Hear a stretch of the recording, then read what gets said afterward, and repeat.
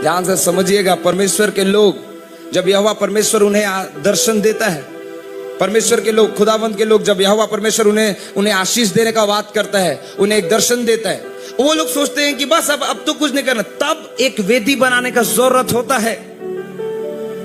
लूत वेदी नहीं बनाएगा। हेलो, थोड़ा हिला के बोलो भाई, लूत वेदी नहीं बनाता है, लेकिन अब्राम की संतानें वेदी बनाएंगी। कमान, कितने लोग समझ पा रहे हैं? ऐसी वेदी, कई बार लोग सोचते हैं व्हाट इज अ ऑफरिंग, क्यों हमको प्रेयर जाना चाहिए, क्यों हमको, नो, ये सारी चीजें एक वेदी का हिस्सा है और इसी वेदी पर आपके ऑफरिंग्स चढ़ाए जाते हैं। कितने लोग समझ पा रहे हैं? हालेलुया। तो जो लूत का स्पिरिट है वो देखने वाला है, लेकिन अब्राम का स्पिरिट वेदी का निर्माण करने वाला है। याकूब को आप देखेंगे, जहां पर भी परमेश्वर यहोवा ने उसे दर्शन दिया, वहां पर भी याकूब ने क्या बनाया? वेदी बनाया। Come on, hallelujah. एक विश्वासी के जीवन में उसका प्रार्थना का वेदी क्या है? सैक्रिफाइस का वेदी क्या है? कम ऑन, कितने लोग समझ पा रहे हैं? एक विश्वासी के जीवन में परमेश्वर के प्रति हृदय क्या है? कई बार लोग समझते नहीं ये क्या कर रहे हैं। हम लोग तो चर्च जाते हैं, बैठते हैं एक कुर्सी में और जो सुनाते हैं सुनते हैं, उसके बाद चले आते हैं। बट माय डियर फ्रेंड, मेरे प्रियो, आपको ये करने का जरूरत नहीं है।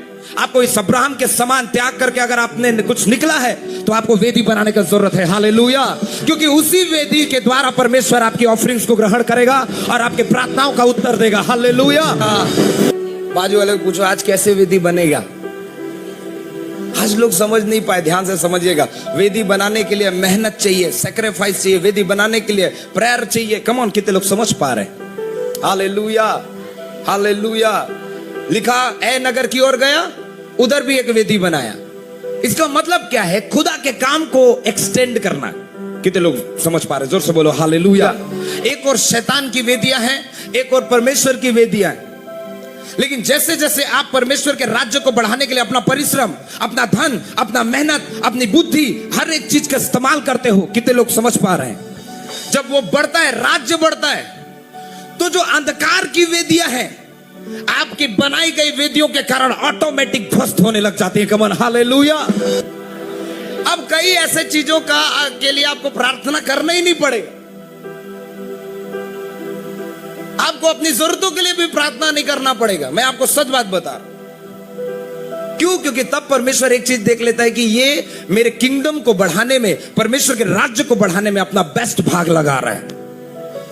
कितने लोग समझ पा रहे हैं? जोर से बोलो ना हालेलुया।